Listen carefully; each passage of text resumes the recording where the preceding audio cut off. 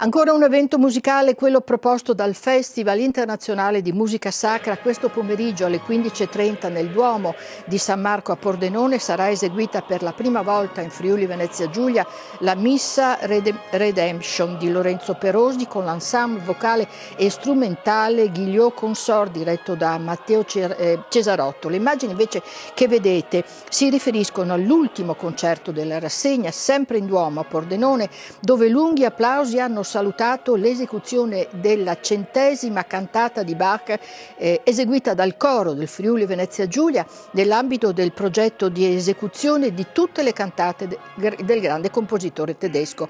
Affiancato dall'orchestra da camera di Pordenone impegnata su strumenti originali, il coro si è esibito con la direzione di Marco Berrini.